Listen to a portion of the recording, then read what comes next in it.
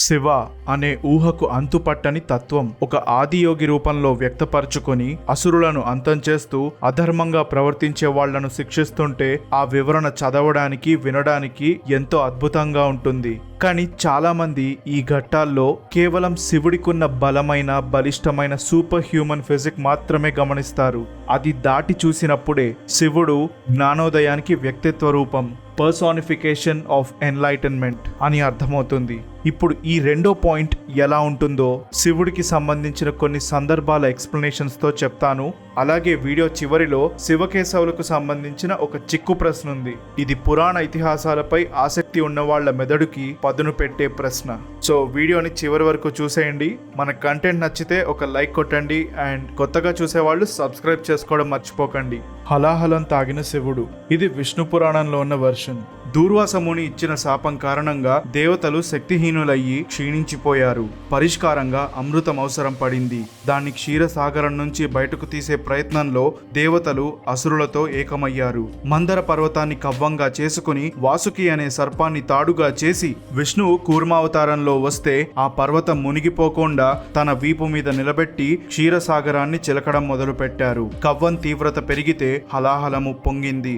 దాని శక్తికి యావత్ 14 లోకాలు నాశనమైపోయే పరిస్థితి ఏర్పడింది. అది ఆకాశ ప్రాంతమంతటా నిండిపోతుంటే అసురులు వెంటనే వాసుకిని వదిలేసి భయంతో పరుగులు తీశారు. దేవతలు దిగ్భ్రాంతికి లోనయ్యారు. అందరూ బ్రహ్మ విష్ణువుల దగ్గరకు వెళ్లి పరిష్కారం అడిగితే ఈ సమస్యకు శివుడు మాత్రమే సమర్థుడు అని చెప్పి అతన్ని ప్రార్థించమని సలహా ఇచ్చారు. ఇక దేవ అసురుల కోరిక తీర్చడానికి విషానికున్న ఘోరమైన ప్రభావం నుండి విశ్వాన్ని రక్షించడానికి శివుడు ఆ హలాహలాన్ని తన చేతుల్లోకి సేకరించి తాగేశాడు. అయితే విషం అతని శరీరంలోకి ప్రవేశించకుండా తన భార్య పార్వతీదేవి కంఠాన్ని పట్టుకుంటే ఆ విషం అక్కడే బంధింపబడింది. దానికి ఫలితంగా శివుని కంఠం నీలం రంగులోకి మారి నీలకంఠుడు అనే పేరుతో పిలువబడ్డాడు. ఇక సముద్ర మదనం మళ్లీ మొదలైతే వివిధ దివ్య వస్తువులు జీవుల ఆవిర్భావానికి దారితీసింది. అలాగే అనుకున్న లక్ష్యమైన అమృతం ధన్వంతరి ద్వారా వాళ్లకు చేరింది. హలాహలాన్ని తాగిన శివుడు విశ్వాన్ని కాపాడే రక్షకుడిగా వ్యవహరించాడు.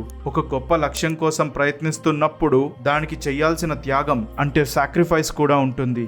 అది ఎలా ఉంటుందో ఇక్కడ శివుడు చేసి చూపించాడు. అమృతం అనే ఫలితానికి ముందు హలాహలం అనే కష్టాలుండటం సహజం అని కూడా చెప్తుంది. మహాభారతంలో శివుడి పాత్ర. అర్జునుడు రాబోయే కురుక్షేత్ర యుద్ధానికి సిద్ధం కావడానికి అస్త్రాయుధాలు కోరుతూ శివుడిని ప్రసన్నం చేసుకోవడానికి ఇంద్రకిలా పర్వతంపై ఒక శుభప్రదమైన ప్రదేశాన్ని ఎంచుకొని తపస్సు చేశాడు. అతని తీవ్రమైన భక్తి దృఢ నిశ్చయాన్ని గమనించిన శివుడు తన అంకిత భావాన్ని పరీక్షించాలని నిర్ణయించుకున్నాడు. పార్వతీదేవితో కలిసి కిరాత అనే గిరిజన వేటగాళ్ల రూపంలో అక్కడికి వెళ్లారు. ముఖ అనే అసురుడు ఒక అడవి పంది రూపంలో అర్జునుడు తపస్సు చేసే ప్రదేశంలో తిరిగాడు. తన ఏకాగ్రతకు అడ్డు కలిగించాడని ఆ అడవి మృగంపై అర్జునుడు బాణం సంధించాడు. అదే సమయానికి కిరాతుడు కూడా ఒక బాణం విడిచాడు. వరాహమైతే మరణించింది. కానీ దాన్ని ఎవరు చంపారనే విషయంపై అర్జున కిరాతుల మధ్య వివాదం తలెత్తింది. ఇక ఇద్దరూ భీకరంగా పోరాటం చేశారు. అర్జునుడికి అసాధారణ నైపుణ్యాలున్నప్పటికీ అతను కిరాతుడిని ఓడించలేకపోయాడు. తన ప్రత్యర్థి అతీంద్రియ పరాక్రమాన్ని గ్రహించి, ఓ మహానుభావ, ఈ ప్రపంచంలో భీష్మ పితామహుల వారు, నా గురువు ద్రోణాచార్యులు, నా తండ్రి ఇంద్రుడు, ఆఖరిగా ఆ పరమశివుడు, వీళ్లు మాత్రమే నన్ను ఓడించగలరు. మొదటి ఇద్దరు మీరు కారు. స్వయంగా ఆ ఇంద్రుడే నన్ను పరమశివుడికి తపస్సు చేయమని సూచించారు కాబట్టి ఆ ఇంద్రుడయ్యే అవకాశం కూడా లేదు. ఖచ్చితంగా మీరు ఆ పరమశివుడే అయ్యుంటారు అని చెప్పడంతో శివుడు తన నిజస్వరూపాన్ని చూపించి అర్జునుడి తపస్సుకి ఫలితంగా పాశుపతాస్త్రాన్ని ఇచ్చి దాన్ని ఉపయోగించే విధానాన్ని వివరించాడు. శివుడు చేసిన ఈ పనికి కురుక్షేత్ర యుద్ధంలో ఒక అద్భుతం జరిగింది. నారాయణుడు తన అవతారమైన కృష్ణుడిగా వెంటుంటే శివుడు అస్త్ర రూపంలో అర్జునుడి వెంటున్నాడు. ఈ ఘట్టంలో శివుడు పరీక్షించే వ్యక్తిగా వచ్చి కష్టాల దారిలో ప్రయాణిస్తున్న అర్జునుడికున్న 2 సత్వగుణాలు వెలికి తీశాడు. అవే వినయం, హ్యూమిలిటీ, పట్టుదల, పర్సీవరెన్స్. ఇవి ఉన్నవారు విజయాన్ని సాధిస్తారు అని అంటూ పాశుపతాస్త్రాన్నిచ్చి అర్జునుడిని దీవించాడు. హిరణ్యాక్షుణ్ణి విష్ణువు వరాహావతారంలో వచ్చి అంతం చేస్తే అతని పుత్రుడు అంధకాసురుణ్ణి శివుడు ఎదుర్కొన్నాడు. ఈ కథకు అష్టాదశ మహాపురాణాల్లో మొత్తంగా 7 వర్షన్స్ ఉన్నాయి. సో నేను చెప్తున్నది వాయు పురాణం వర్షన్. మీకు తెలిసిన కథకు ఇది వేరుగా ఉండొచ్చు. సో ఈ పాయింట్ అర్థం చేసుకోండి. చూపు లేకపోవడంతో ఆ అసురుడిని అంధకాసుర అని పిలిచేవారు. హిరణ్యాక్షుడు మరణించిన తరువాత శివపార్వతులు అతన్ని తల్లిదండ్రుల్లా పెంచారు. కాలం గడిచాక ఎంతో మంది అసురుల్లానే బ్రహ్మకు తపస్సు చేసి దివ్య దృష్టితో పాటు అమరత్వాన్ని కోరుకున్నాడు. దివ్య దృష్టి అయితే దక్కింది, కానీ అమరత్వం సృష్టికి విరుద్ధమని చెప్పి బ్రహ్మ ఆ వరాన్ని ఇవ్వలేదు. దానితో అమరత్వానికి సమానమైన వరం కోరుకున్నాడు. దాని ప్రకారం ఎప్పుడైతే తన తల్లికి సమానురాలైన స్త్రీ పట్ల కామవాంఛ పుడుతుందో అప్పుడు తన మరణం శివుడి చేతుల్లో సంభవిస్తుంది. పొందిన వరంతో అంధకుడు శక్తివంతమైన పాలకుడయ్యాడు. ఒకరోజు మందర పర్వతానికి వెళ్తే అక్కడొక ఆహ్లాదమైన సువాసనలు వెదజల్లే అడవిని చూశాడు. ఇది వాస్తవానికి పార్వతీదేవి ఆనందం కోసం శివుడు సృష్టించిన వనం. అంధకుడు అక్కడ పార్వతీదేవిని చూసి ఆవిడపై కోరిక పెంచుకున్నాడు. కాని గతంలో చూపు లేనప్పుడు శివపార్వతులు తల్లిదండ్రుల్లా వ్యవహరించారన్న విషయం అర్థం చేసుకోలేకపోయాడు. పార్వతీదేవిని తనతో తీసుకువెళ్లాలని పట్టుపట్టడంతో వీరభద్రుడితో సహా శివగణాలందరితోనూ భీకర యుద్ధం చేయాల్సి వచ్చింది. ఎంతమంది ప్రతిఘటించినా అంధకుడు పొందిన వరం వల్ల అజేయుడిగా నిలిచాడు. అది మాత్రమే కాక తనకైన ప్రతి గాయం నుంచి కారిన ఒక్కొక్క రక్తపు చుక్కల నుండి మరిన్ని అసురులు పుడుతూనే ఉన్నారు. ఇక ఇంతమంది రాక్షసులు చేస్తున్న విధ్వంసాన్ని ఎదుర్కోవడానికి ఆ శివుడే నేరుగా జోక్యం చేసుకున్నాడు. తన త్రిశూలంతో అంధకుడిని ఎత్తి గాలిలో నిలబెట్టాడు. అప్పుడు అంధకుడి రక్తం భూమిని తాకలేదు, అసురులు పుట్టలేదు. ఇక త్రిశూలంపై ఊగిసలాడుతున్న అంధకాసురుడు తన మూర్ఖత్వాన్ని గ్రహించి క్షమించమంటూ శివుడిని ప్రార్థించాడు. అతనిలో కలిగిన మార్పుని, పశ్చాత్తాపాన్ని గుర్తించిన శివుడు అంధకాసురుడిని క్షమించడమే కాకుండా అతన్ని తన గణాల్లో ఒకడిగా చేసుకున్నాడు. అంధకాసురుడు అజ్ఞానానికి, పెచ్చుమీరిన అహంకారానికి ప్రతీక. ఈ 2 గుణాలు శివ అనే జ్ఞానజ్యోతితో తలపడినప్పుడు జ్ఞానోదయం కలిగి అతని పట్ల అదే అంధకాసురుడు అంకితభావం వ్యక్తపరిచాడు. ఫలితంగా శివుడి గణాల్లో ఒకడిగా నిలిచాడు. అంటే జ్ఞానమున్న వ్యక్తి ఉన్నత స్థాయికి చేరుకుంటాడని ఈ కథ చెప్తుంది.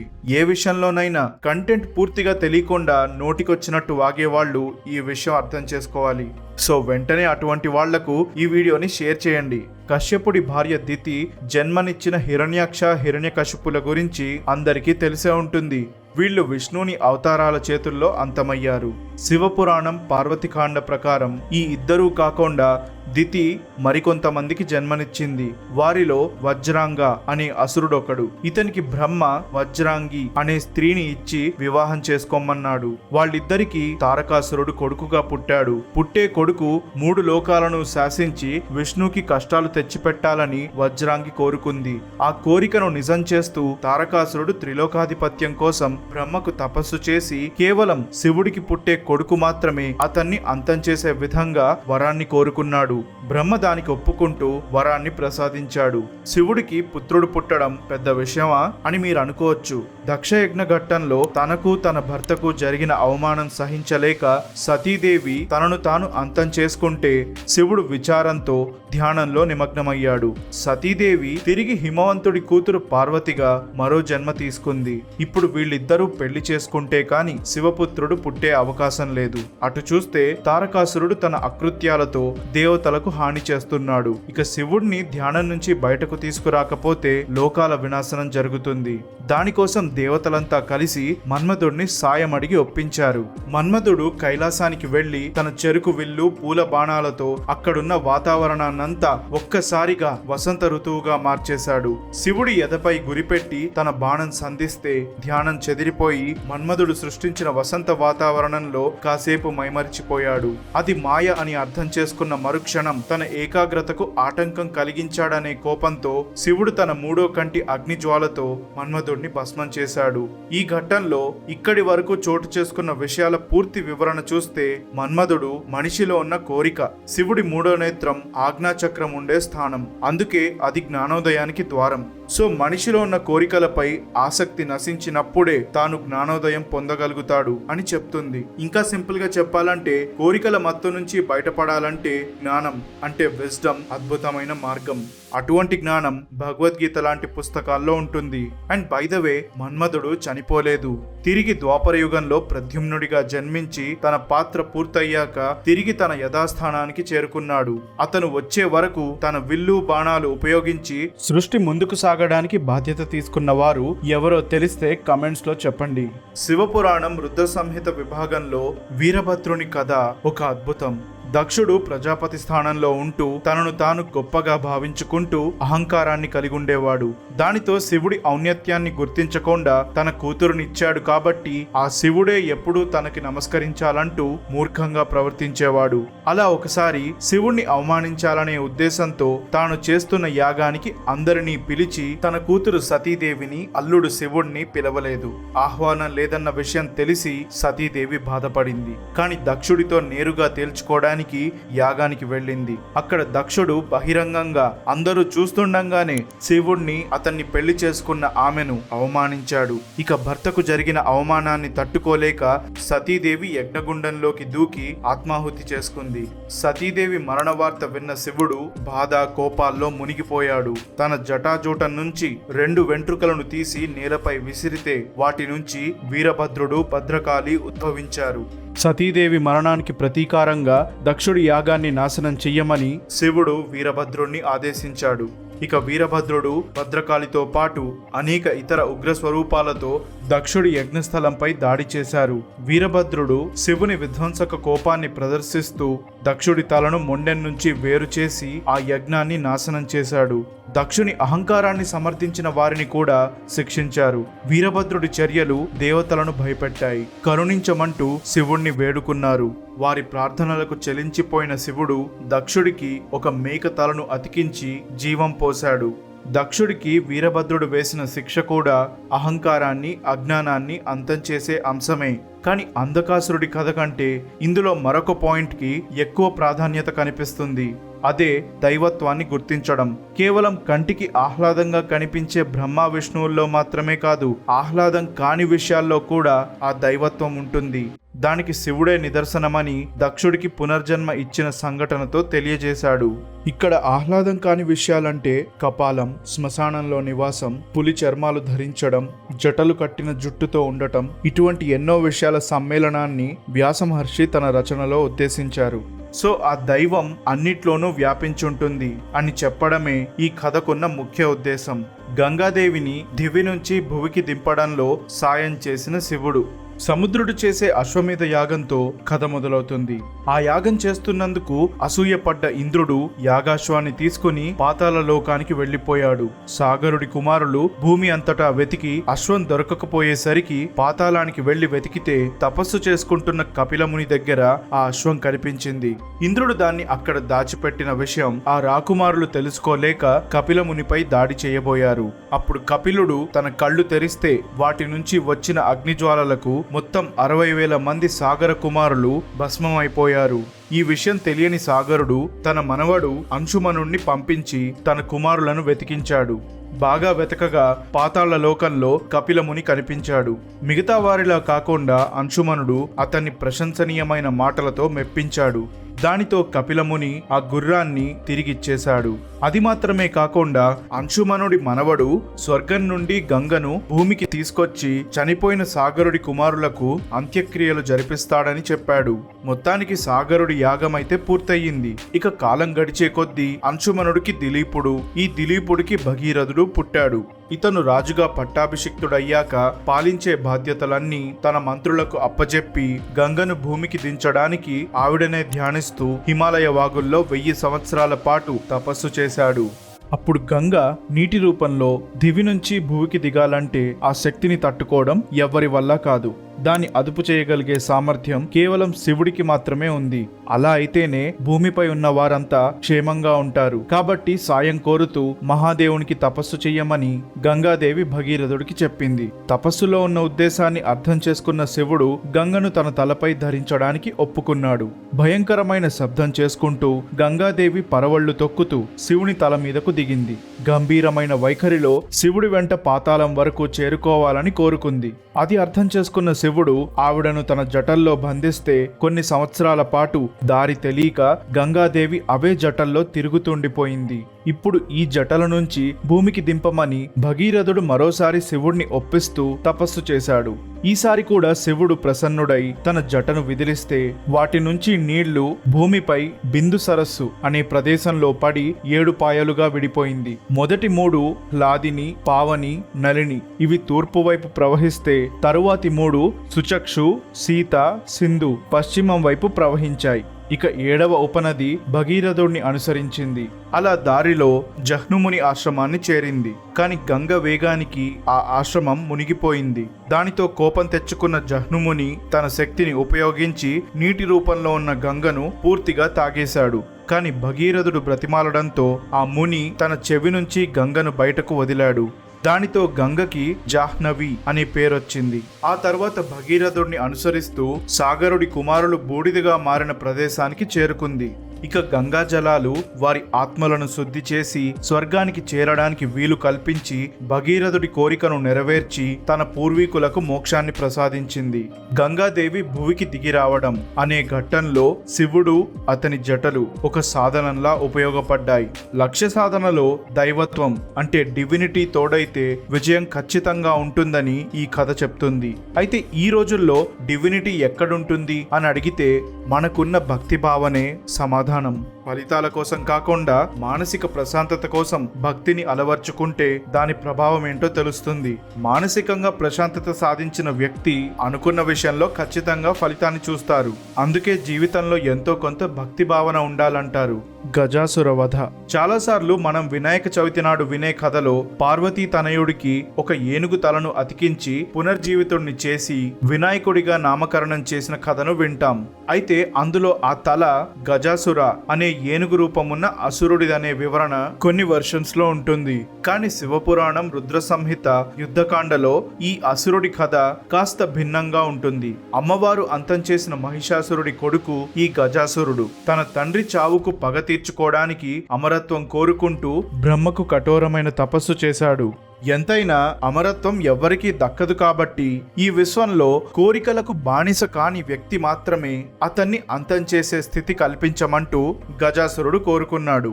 విశ్వమంతటిలో కోరికే లేని వ్యక్తంటూ ఉండనే ఉండడు. కాబట్టి తను అమరుడవుతాడని గజాసురుడు భావించాడు. కాని ఎదురవ్వబోయే పరిస్థితిని అంచనా వేయలేకపోయాడు.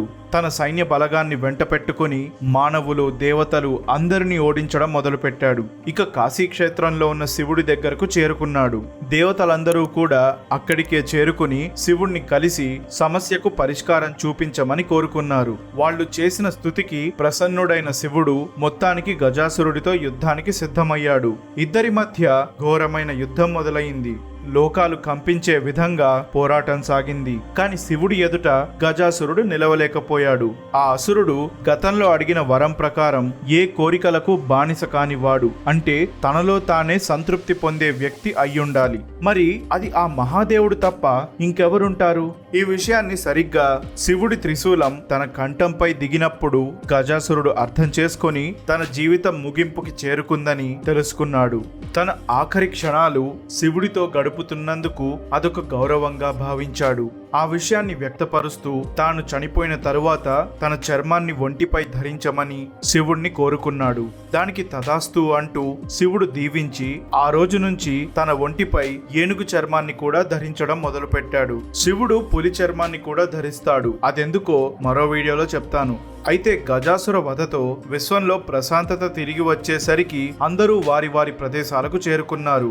గజాసురుడి కథ ప్రతీకారంతో మొదలయ్యి శివుడి అనుగ్రహంతో పూర్తయింది. తన చర్మం శివుడికి ఆభరణంగా మిగిలింది. ఇది గజాసురుడికి దక్కిన మోక్షమని ఆధ్యాత్మిక కోణంలో వివరిస్తారు. సో భక్తి మనిషిలో ఉండే పగ, ప్రతీకారాలనే నెగటివ్ క్వాలిటీస్ ని అంతం చేస్తుంది అనే విషయం చెప్పడానికి ఈ కథ ఒక ఉదాహరణ. సో ఇవి శివుడి సాహసాలు కాదు లీలలు. ఎందుకంటే ప్రతి ఘట్టానికి తాను చేసే పనుల్లో ఒక్కొక్క అర్థం ఉంది. ఫైనల్ కన్క్లూజన్కి వస్తే మొత్తం 7 కథల నుంచి 4 కథల్లో శివుడి ద్వారా జరిగిన విధ్వంసంతో శిక్షలు అనుభవించారు, కానీ వాళ్ళు పూర్తిగా అంతమవ్వలేదు. అంటే అంధకాసురుడు శివగణాల్లో ఒకడయ్యాడు, దక్ష ప్రజాపతి తిరిగి మేక తలతో జీవం పోసుకున్నాడు, గజాసురుడి చర్మం శివుడికి అలంకారం అయ్యింది. ఇక మన్మధుడి విషయంలో అయితే బ్రహ్మ ఇచ్చిన శాపం ఉంది కాబట్టి శివుడి చేతుల్లో భస్మమయ్యి తిరిగి ద్వాపర యుగంలో ప్రాణం పోసుకున్నాడు. అయితే కొంతమంది శివుడి యుద్ధాలను విష్ణువుని యుద్ధాలతో పోల్చి కొన్ని మిస్కన్సెప్షన్స్ క్రియేట్ చేసుకుంటారు. శివ, విష్ణువు ఇద్దరూ చేసేది ధర్మస్థాపనే, వాటి విధానాలు మాత్రమే వేరు. ఇద్దరూ అసురులను శిక్షించిన వారే, మోక్షాన్ని ప్రసాదించిన వారే. ఇప్పుడు ఈ వీడియోలో చెప్పినట్టే విష్ణువుని యుద్ధాల గురించి కూడా తెలియాలంటే కామెంట్స్ లో చెప్పండి. ఎలాగో వీడియో చివరికి వచ్చేసాం కాబట్టి వీడియో మొదట్లో చెప్పిన చిక్కు ప్రశ్న, శివుని శక్తి, విష్ణువుని రూపం రెండూ కలిసిన అద్భుతం ఏంటి? సమాధానం తెలిస్తే కింద కామెంట్స్ లో చెప్పండి. వచ్చే వీడియోలో దాని సమాధానం ఏంటో నేను చెప్తాను. అలాగే ఆ సమాధానంపై ఒక డీటెయిల్డ్ వీడియో కూడా చేస్తాను. సో అది ఫ్రెండ్స్ ఇవాల్టి వీడియో. నేను మీ లైఫ్ రామా, తిరిగి కలుస్తూనే ఉందాం.